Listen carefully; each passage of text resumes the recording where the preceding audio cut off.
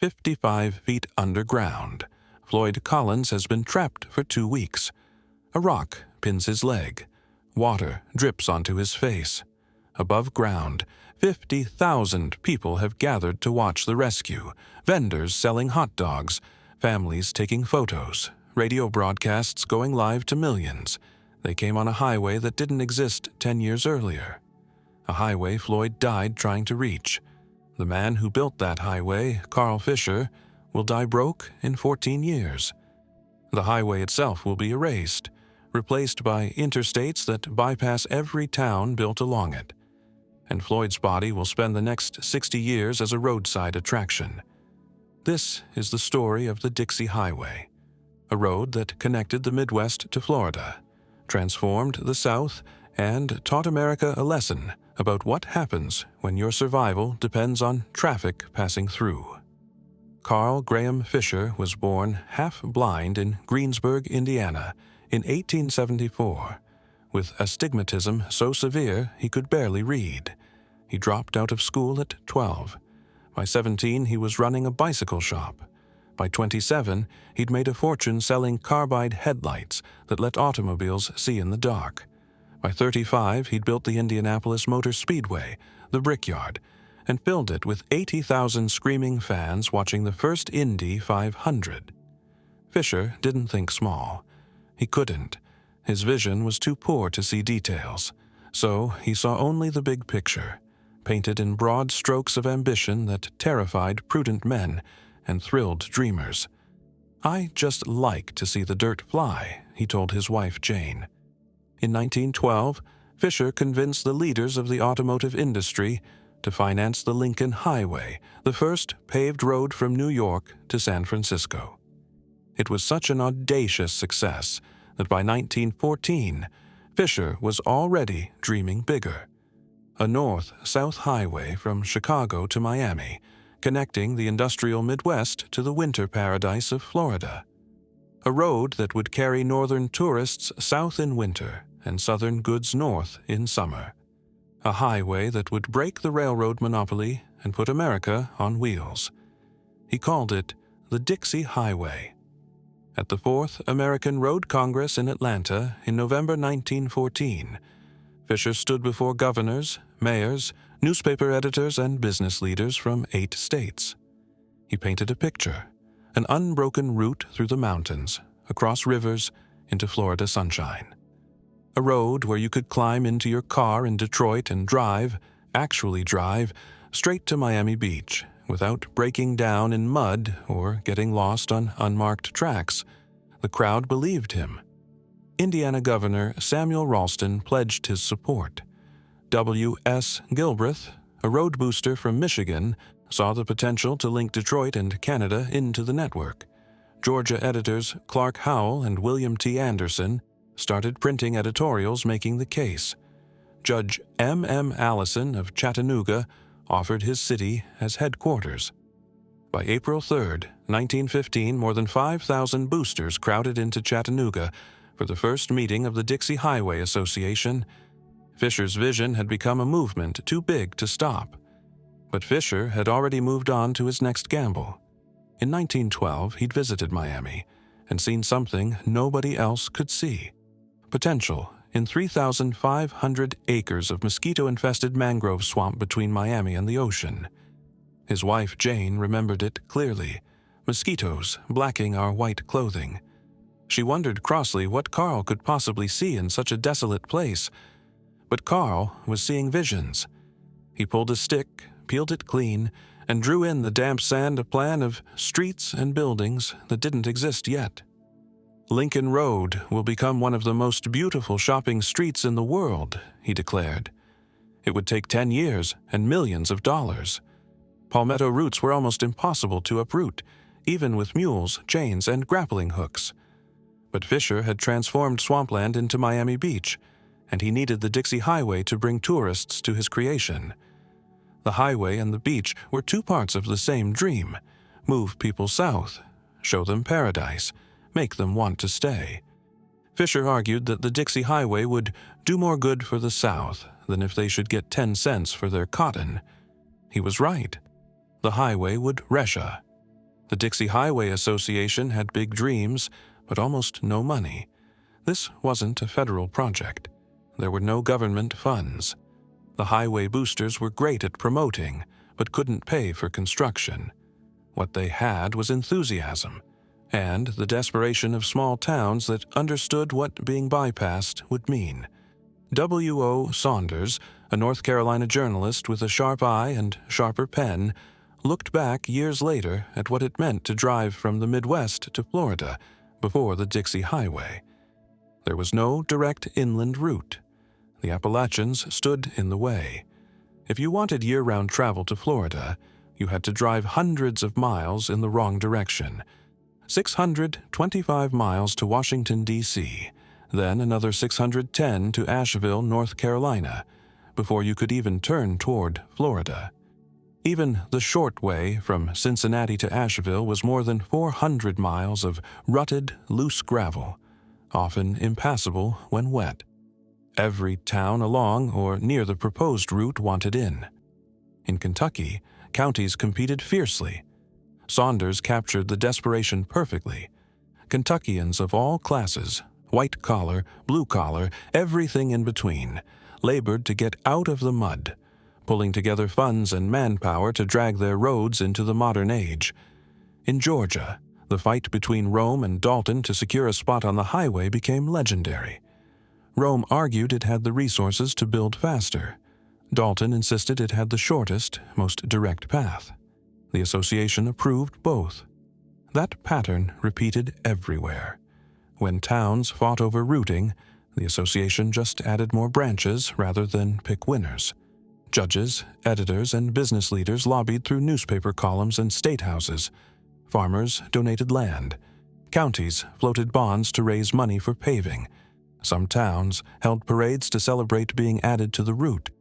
The Dixie wasn't handed down from Washington. It was one county at a time. Progress was uneven. Some segments got brick paving or concrete in town centers. Others remained graded dirt. Dust choked travelers in dry season. Rains turned the highway into ruts and bogs. One section, Monteagle Mountain in Tennessee, became notorious for its hairpin turns and brake-burning grades.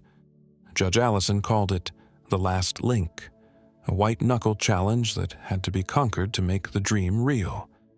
But slowly, mile by mile, the Dixie took shape. By 1916, the project had grown beyond anything Fisher imagined. What began as a straight line from Chicago to Miami had become a sprawling 6,000-mile web, stretching from the Great Lakes to the Gulf and across the Deep South. The Dixie Highway was no longer an idea on a map. It was a living thing, messy, congested, imperfect, but alive. And for the first time, the South was no longer a distant destination you reached by train. It was a place you could drive an automobile. If the Dixie Highway had one strange gift, it was the ability to multiply itself when communities fought too hard to lose. Between Louisville and Nashville, two competing turnpikes had existed since the early 1800s. The Western Corridor followed the old Lower Louisville Turnpike, chartered around 1826. Buffalo and Native Americans had carved this land route long before Kentucky was a state. By the mid-1800s, the Louisville and Nashville Railroad followed the exact same path, a massive validation that this was the most grade-friendly, commercially viable route south. The Eastern Corridor was the Upper Louisville Turnpike, climbing through the knobs and hill country that the western route avoided. It wasn't as efficient, but it connected older, more established settlements. Bardstown, Hodgenville, Abraham Lincoln's birthplace, Glasgow, and other county seats that had grown up when proximity to Louisville mattered more than the easiest route to Nashville. When the Dixie Highway Association began mapping out routes in the 1910s, these two ancient paths became a political showdown. Western boosters had geography and economics on their side. Their route was straighter, flatter, carried more traffic. Eastern boosters had history, tourism, Lincoln's birthplace was powerful leverage, and stubborn political will. The association made a decision that would ripple through American highway history. They kept both. The Western Corridor became the main Dixie Highway route. The Eastern Corridor became an official alternate. Both got the red and white markers. Both got the association's endorsement. Both could claim to be the Dixie Highway, because politically, neither side could be allowed to lose completely. Then, in 1926, when the federal numbered highway system was drafted, planners originally chose only the Western Corridor to become US 31. It made sense on paper. Straighter, more traffic, better established freight patterns. But the eastern towns didn't accept defeat quietly. They argued their corridor was older, historically vital, economically essential to counties that depended on it. The pushback was strong enough that both Kentucky and Tennessee lobbied Washington to reconsider. And, in a rare move that set the template for other highway compromises, federal planners changed course. They kept both routes under the same number, designating them US 31W West and US 31E East. The split survives to this day. Drive south from Louisville, and you reach a fork where one road becomes two versions of itself. 31W through Elizabethtown and Bowling Green, 31E through Bardstown and Glasgow. They run miles apart, passing through completely different towns, until they rejoin near the Cumberland River approaching Nashville. It's one of the few splits in the entire U.S. highway system that persists nearly a century later. Most split routes were eventually simplified, turned over to state control, or eliminated entirely. But the Dixie Highway's political DNA, the refusal to pick losers, the multiplication of routes to satisfy competing demands, proved too stubborn to erase. The same pattern played out further south. US 25 split into 25 West and 25 East through Tennessee and Kentucky, following two different corridors through the Appalachians. One route went through the Cumberland Gap, the historic Wilderness Road, the natural opening in the mountain wall. The other followed the valleys where the railroad had gone, serving different towns with different claims to importance. These weren't accidents or mapping errors. They were political solutions to communities that understood their survival depended on being part of the highway system. Being bypassed meant economic death. So they fought, lobbied, made their case, and often won the compromise of a split designation rather than outright defeat. It made the highway system more complicated. Travelers complained about the confusion. Mapmakers struggled to show two routes with the same number clearly. But it also revealed something about the Dixie Highway's legacy.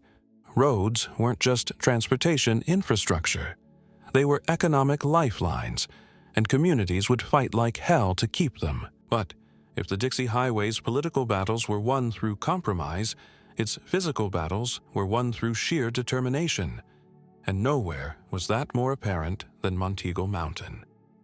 Long before the automobile, Monteagle was already a legend. A wall of stone on Tennessee's Cumberland Plateau, dropping more than 1,000 feet in just a handful of miles, through hairpin curves and grades that broke wagons and killed horses. In the early 1800s, stagecoaches struggled across clay that turned to axle-deep mud when it rained, and bone-jarring ruts when it dried. Travelers told stories of wheels snapping, loads shifting, teams giving out halfway up the slope. The railroads chose easier paths through other valleys, bypassing Monteagle entirely. It remained a quiet mountain, too steep for commerce, too remote for progress. Then came R.M. Payne. At the turn of the century, Payne owned Wonder Cave in the Pelham Valley below Monteagle. He was convinced tourists would come, if only they could reach it. In 1903, with about 8,000 registered automobiles in the entire United States, Payne blasted a crude toll road up the mountain. He charged $1, a full day's factory wages nearly $40 in today's money. The road was narrow, twisting, barely more than a lane in places. Hairpin turns clung to the escarpment's edge with nothing but air on one side. It proved the mountain could be climbed. Barely. When the Dixie Highway Association formed in 1915 and began mapping routes south from Nashville toward Chattanooga, Monteagle became unavoidable. The association's planners looked at topographic maps, consulted engineers, and came to the same conclusion every traveler before them had reached. There was no easy way across the Cumberland Plateau. Monteagle was the least impossible option. Grundy County made its pitch immediately. Payne offered to donate his toll road if the Dixie would use it. But when the association finalized the Western Division route in 1915, politics intervened. The official route was set through Winchester and up past Sewanee, cresting at Monteagle but bypassing most of Grundy County. Payne's road became a spur, not the main line. Still, Monteagle itself was now critical infrastructure, and by 1916, construction had reached the mountain from both sides, only to stop. A 5.5-mile gap across the summit remained unfinished. Without that link, the Dixie Highway wasn't continuous. It was two disconnected segments with a mountain in between. This was the crisis Judge M. Allison called the last link. If Monteagle couldn't be finished, the entire Dixie Highway might have to be rerouted through easier terrain, potentially bypassing Tennessee altogether and shifting traffic and economic development to competing states. There was no federal money, no state budget. The Dixie Highway Association could promote, but couldn't pay for construction. County funds were exhausted. The project was stuck, so the community built it themselves. Merchants closed their shops and brought tools. Farmers left their fields and hauled gravel. Church groups organized Good Road Days, where entire congregations turned out with wagons, picks, shovels, and dynamite. Women's auxiliaries set up tables at the work sites, serving meals to crews who worked dawn to dusk, cutting grades into the mountainside, blasting rock, laying roadbed. It took years. The work was dangerous. Rock slides killed workers, dynamite accidents maimed others. But slowly, through sheer community will, the gap closed. By the early 1920s, the road across Monteagle was finally opened and designated as State Route 2. The Dixie Highway was whole. Monteagle had transformed from barrier to gateway. At the summit, a town grew around the crossroads. Gas stations opened to serve travelers who just survived the climb. Motor courts offered beds to those too exhausted or too terrified to attempt the descent in darkness. Diners served meals while drivers caught their breath and checked their brakes. But the mountain never stopped being dangerous. The descent was a 4-mile test of nerve and machinery. Grades hit 6%. Curves came fast, tight, unforgiving. Early motorists with narrow tires and mechanical brakes faced a simple reality. Once you started down, momentum took over. If your brakes failed halfway down, there was nothing to stop you except the trees at the bottom of the ravine. By the 1930s, when the road became US 41 and heavy trucks started grinding over Monteagle, the mountain earned its dark reputation. Truckers gave it names: Dead Man's Ride, The Grade, The Killer Mountain. Stories multiplied. Veterans of the route shared them in truck stops and diners, warning rookies what to expect. They spoke of runaway trucks careening down the mountain at speeds brakes couldn't control, of drivers who survived by deliberately sideswiping the rock wall to slow down, of loads shifting mid-descent, pulling trucks sideways into guardrails or over the edge. Some drivers developed rituals. Pull over at the summit. Walk around the truck. Check every brake drum by hand. Hot meant trouble. Smoking meant disaster. Say a prayer. Then start down, engine in low gear, feathering brakes, watching the temperature gauge climb as friction turned kinetic energy into heat. And then there were the legends. During Prohibition, locals whispered that Al Capone stayed in the stone mansion near the summit, a place called the Maybelle Gibson House, later the High Point Restaurant. Stories told of hidden tunnels beneath the building, speakeasy gatherings in the basement.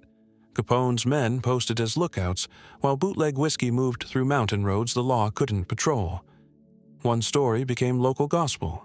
A Monteagle farmer, plowing his field in winter, saw a luxury car slide off the icy road and into a ditch. He hitched his team of oxen, pulled the car out, and brushed off the driver's thanks.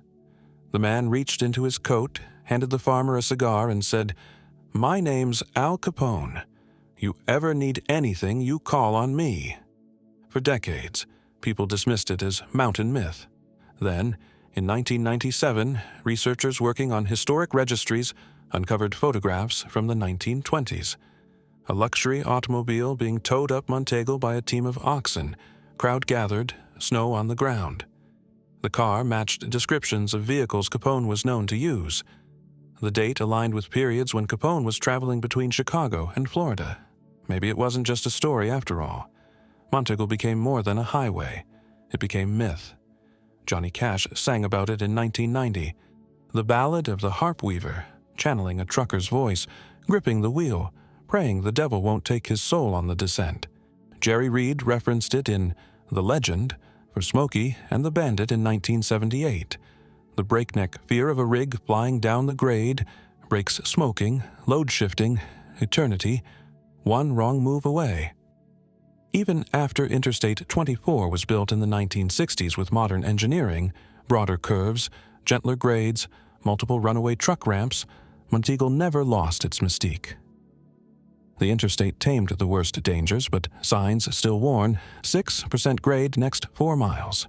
Truckers still feel their shoulders tense at the summit. Old-timers still tell stories about the years before the interstate, when the mountain wasn't just dangerous, it was a rite of passage. You hadn't really driven the Dixie Highway until you'd driven Monteagle. And if you made it down alive, you'd earned something. Proof you could face a test the mountain had been giving travelers for more than a century. By 1920, you could leave Sault Ste. Marie on the Canadian border and follow red and white DH markers all the way to the tip of Florida. Americans did just that. At first, the travelers were wealthy, Packards and Pierces heading south for winter sunshine. But soon, the middle class joined them. Henry Ford's Model T had put a car in millions of driveways, and families were ready to use them. They became their own culture. The newspapers called them tin can tourists, a derogatory nickname for frugal adventurers, sometimes rough around the edges, driving tin-bodied Model Ts and leaving empty tin cans at their roadside campsites. Some towns welcomed them, setting up free tourist camps to lure traffic. Others grumbled about the trash and noise. One Florida newspaper marveled that they came in droves like migrating birds. Roadside America was born along the Dixie. Gas stations, roadside diners, tourist courts, the forerunners of motels. Entrepreneurs branded everything with the Dixie name. Dixie hotels, Dixie cafes, Dixie gas. The road funneled northern tourists south and carried southern goods north. It made the automobile road trip a reality for everyone, not just the elite. By 1925, boosters declared the Dixie Highway complete, a connected route from Canada to Florida. In truth, many miles were still gravel or dirt, and paving was far from uniform, but the promise had been kept. You could drive south. The road would carry you. Then the road carried something else: tragedy. Floyd Collins was a farmer's son from Kentucky cave country, raised in limestone hills, honeycombed with passages that stretched for hundreds of miles beneath the surface. As a boy, he spent his days crawling through cracks and sinkholes, collecting arrowheads and minerals to sell to travelers. In 1917, Collins made his first major discovery: Crystal Cave. It was spectacular, filled with white gypsum formations and glittering stone that shined like crystals when lantern light touched them. Collins named it well. But Crystal Cave was miles off the main road. Tourists had to travel by wagon through mud to reach it, and few bothered. While other cave owners along the Dixie Highway prospered, Collins's cave sat empty. His family needed the money. This was the era of the Kentucky Cave Wars, a cutthroat competition between farmers who had discovered caves on their land and wanted to exploit them for tourism. They hired cappers, Men in caps who stood along the Dixie Highway waving cars toward their employer's cave while spreading rumors that competitors were closed or flooded. Signs appeared everywhere. See the real Mammoth Cave. Crystal wonders below. Open all year. The Dixie Highway had transformed the region overnight. Farmers became promoters. Rivals competed for motorists who might drive past without stopping. And desperate men like Floyd Collins searched for caves closer to the road, closer to the traffic, closer to the money. On January 30th, 1925, Floyd tied a rope to a tree, lit his lantern, and crawled alone into Sand Cave, a small opening on a neighbor's land, close enough to the Dixie Highway to matter. He was looking for a connecting passage to Mammoth Cave, something that would finally bring tourists to his family. Deep inside the twisting limestone tunnel, 55 feet below the surface, his lantern began to fade. As he turned to leave, Floyd knocked the lamp over, plunging himself into total darkness. In his rush to escape before losing all light, he dislodged a 27-pound rock from the ceiling. It pinned his left leg against the wall. Floyd Collins, one of the most experienced cavers in Kentucky, was trapped. When Floyd didn't return that night, his family began to worry. By morning, his brother Homer and neighbors followed the rope down into Sand Cave. They found him alive, his voice echoing faintly up the narrow passage. Homer was small enough to squeeze through the tunnel to reach his brother. He watched Floyd slip in and out of consciousness, heard him say over and over, "Take me home to bed, Homer." Later, to another neighbor who crawled in, Floyd said something that would prove prophetic. "I'm trapped for life." On day 3, the Louisville Courier-Journal dispatched a 21-year-old reporter named William Skeets Miller to the scene. Called Skeets because he was not much bigger than a mosquito, Miller was one of the few people small enough to navigate the 9-inch-tall passages. When Miller arrived and asked Homer for details, Homer, his nerves frayed, body weary, snapped, "If you want information, there's the hole right over there. You can go down and find out for yourself." Miller said later, "I was ashamed not to go." Terrified but driven by journalistic duty, Miller crawled down into the wet, dark tunnel. Before he could see Floyd's face, he had to remove a small piece of oilcloth covering it. "Put it back," Floyd said. "Put it back, the water." Miller noticed the drip, drip, drip from above. Each drop struck Collins's face. The first hours he didn't mind, Miller wrote, but the constant dripping almost drove him insane. His brother had taken the cloth to him earlier in the day. This reminded me of the old water torture used in ages past. I shuddered. Miller would make multiple trips down to Floyd, bringing food and water, helping with rescue attempts. His dispatches transformed a local tragedy into a national drama. The stories were telegraphed across the country, reprinted in newspapers from New York to San Francisco. For the first time, radio engineers set up portable transmitters near the cave, broadcasting live updates. Families gathered around radios to listen. They heard voices describing the mud, the hammering of picks, the faint calls from underground. Floyd Collins had become a shared experience, a national vigil. But with attention came chaos, delivered by the Dixie Highway. Cars began arriving by the thousands, the muddy hillside filled with tents, floodlights, equipment. Vendors set up stands selling food, drinks, souvenirs. By Carnival Sunday, on February 8th, an estimated 50,000 people descended on Cave City. Some came to help. Most came to watch. The Kentucky National Guard dispatched troops to keep order. Brigadier General Henry Denhart took command of the rescue site, establishing military police around the cave entrance. Meanwhile, crews worked to free Floyd. On February 2nd, they tried to hoist him out using a harness and rope. The attempt failed and injured him, pulling his torso upward against the ceiling rock. Engineers decided the only way was to dig a vertical shaft from above, removing each rock surrounding him until they could leverage the large stone off his foot. On February 4th, the tunnel collapsed. Collins was suddenly unreachable. Rescuers could hear his voice but couldn't reach him. They started the vertical shaft. Miller made one final trip down before the collapse sealed the passage. Floyd's voice was weak but steady. "Tell my father not to worry," he said. As Miller backed out, the passage began giving way. He barely escaped. For days, the shaft crew dug. Rain and freezing temperatures turned the site into a swamp. The crowds kept coming, cars idling along the Dixie Highway, engines rumbling in the cold air. On February 17th, 18 days after Floyd entered the cave, rescuers broke through the shaft. Miner Ed Brenner reached the body. Floyd was cold and apparently dead. It was estimated he died around February 13th, Valentine's Day weekend, after 17 days underground. When word reached the crowd that Floyd was gone, radio broadcasters fell silent. But people didn't leave. The next day, thousands of cars still lined the Dixie Highway. Vendors sold food and souvenirs. Families posed for photographs at the cave entrance where a man had died. Grief mixed with spectacle. The strange cost of being the first tragedy broadcast to an entire nation. Floyd Collins was buried on his family farm near Crystal Cave, but even there, peace proved impossible. Tourists kept coming, asking to see the cave and the grave and the man whose story they'd heard on the radio.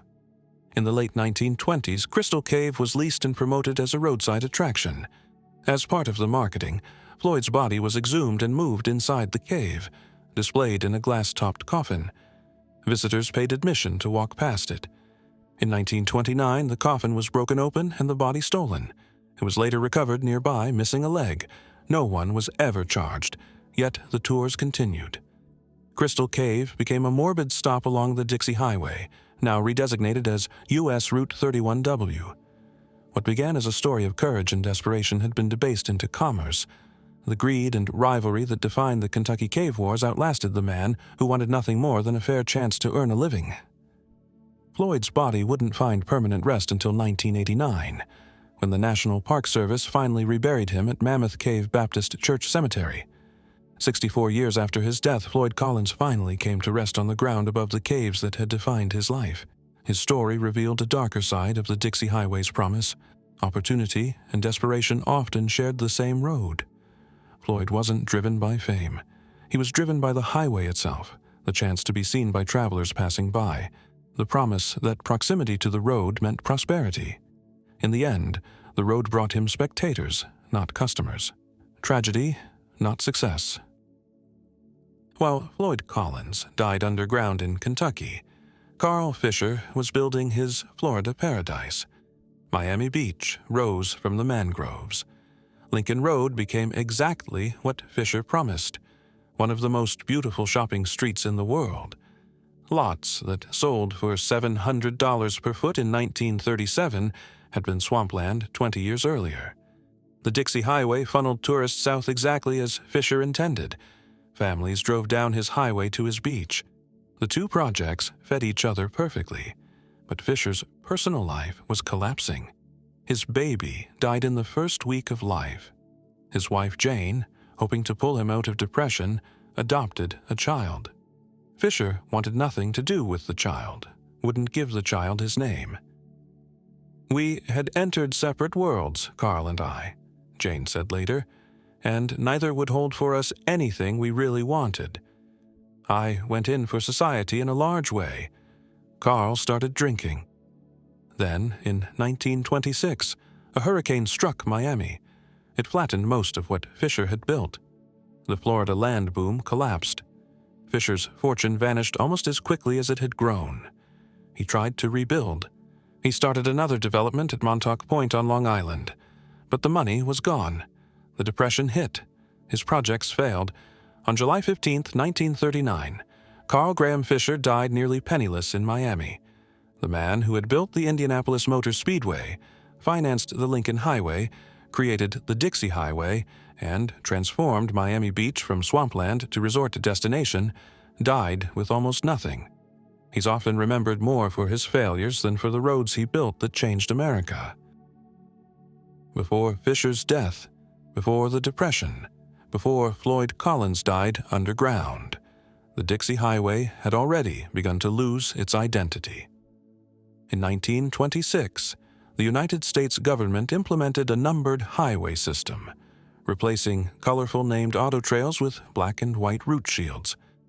the Dixie Highway was carved up and renumbered. US 25 ran south from Michigan through Ohio, Kentucky, Tennessee. US 27 became the inland spine. US 41 carried travelers from Chicago through Indiana, Kentucky, Tennessee, Georgia, down Florida's Gulf Coast. US 1 absorbed the Atlantic corridor through Georgia and Florida. The red and white Dixie markers disappeared from official maps overnight. The name that had symbolized ambition and connection vanished.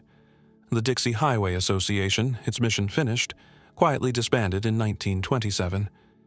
The new numbered system brought order and consistency. Federal oversight meant better maintenance, clearer routing, standardized signage, but it also erased something many had worked hard to achieve: a say in where the road would go next, local control over the infrastructure that defined their communities. Then came the interstates. The Federal Aid Highway Act of 1956 created the interstate highway system, limited access highways designed for speed and efficiency.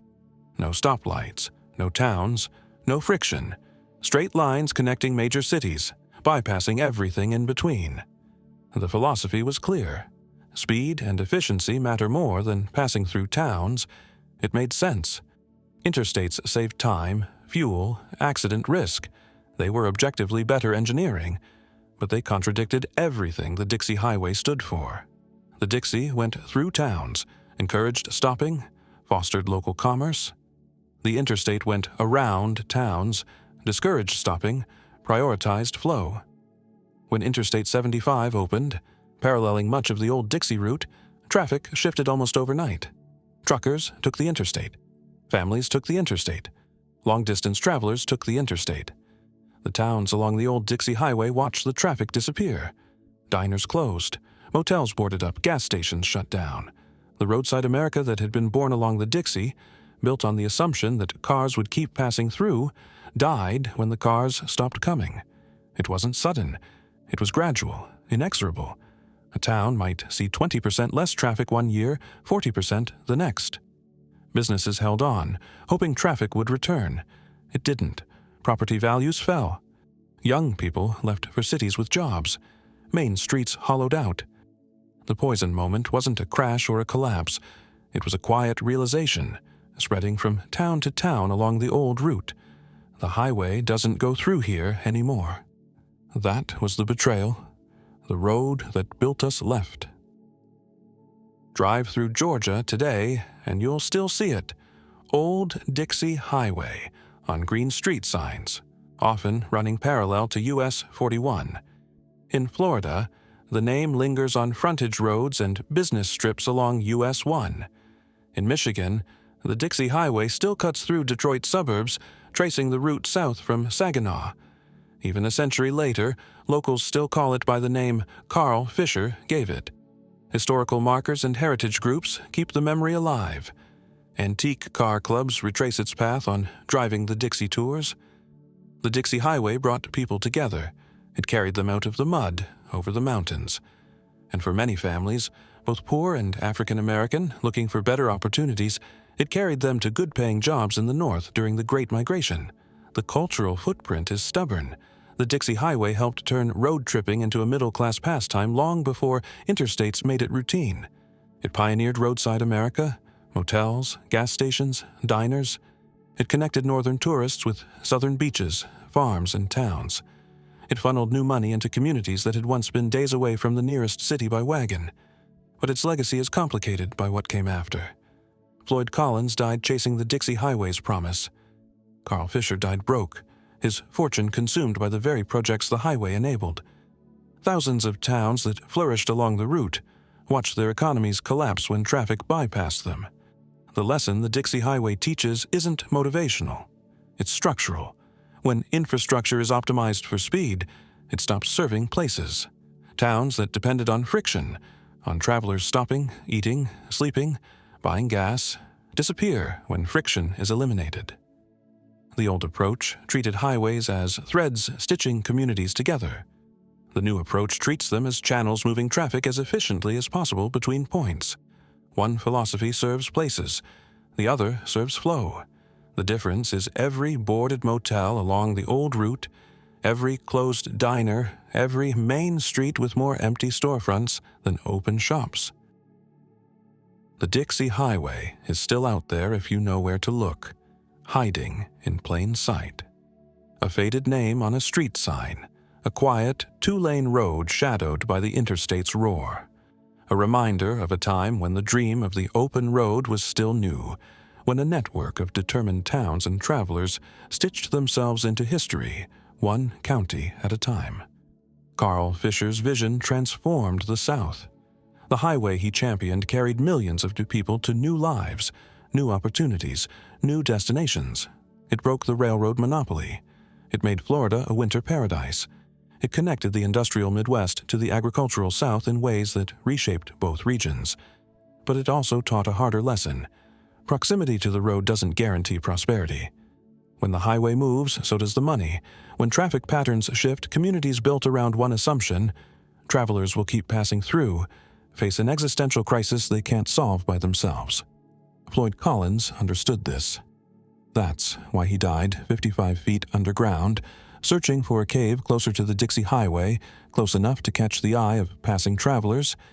He knew that being off the beaten path meant being invisible, that distance from the road meant economic death. He was right. Crystal Cave was beautiful, but it was too far from the Dixie Highway to survive. Collins died trying to fix that, and his body became the attraction he'd spent his life searching for, except he never lived to see it. Fisher understood it too. That's why he built Miami Beach and the Dixie Highway as two parts of the same vision. He knew the road would bring people, and people would bring money. He was right. Miami Beach became exactly what he dreamed it would be. But he died broke anyway. His fortune lost to hurricanes and depression and projects that failed despite his vision. The road he built outlasted his wealth. The Dixie Highway promised that if you built along the road, prosperity would come. For some, it did. For others, the promise lasted only as long as the road remained the main route, and when the interstate arrived, the promise evaporated. What survived is fragments, pieces absorbed into U.S. highways, some historic designations, nostalgia tourism, a name on street signs that nobody under 40 recognizes.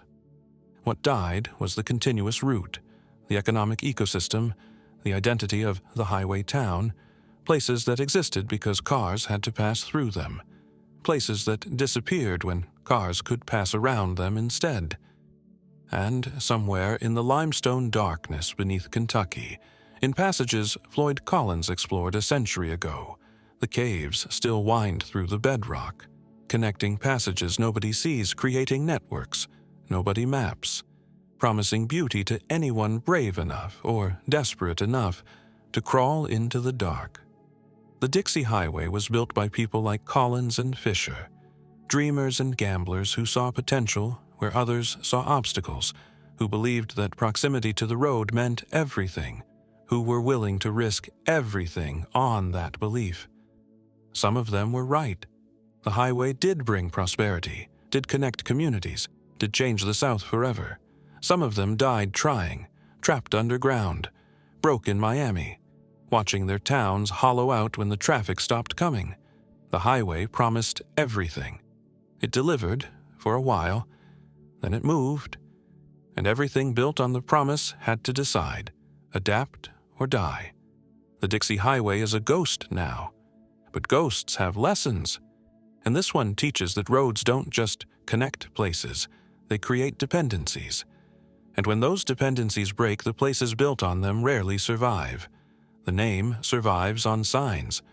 The route survives in fragments. The lesson survives in every town bypassed by progress, every business that closed when the interstate opened, every family that left because the highway moved and took the economy with it. Carl Fisher said he just liked to see the dirt fly. He built empires that way. The Speedway, Miami Beach, the highways that connected them. Then he watched it all collapse and died with almost nothing. Floyd Collins said he was trapped for life. He was right. He never left that cave, not really. His body was moved, stolen, displayed, moved again. But his story stayed trapped in the tragedy of February 1925, forever linked to the highway he died trying to reach. The Dixie Highway itself is trapped too, caught between what it was and what replaced it, between the promise it made and the bypass that broke it, between the communities it created and the interstates that destroyed them. You can still drive pieces of it. Old Dixie Highway, running parallel to the roar of I-75, quiet now, forgotten by most, remembered by some. A road that promised everything and delivered a lesson. When your survival depends on the highway passing through, you're one reroute away from irrelevance. The Dixie Highway changed everything. Then everything changed around it.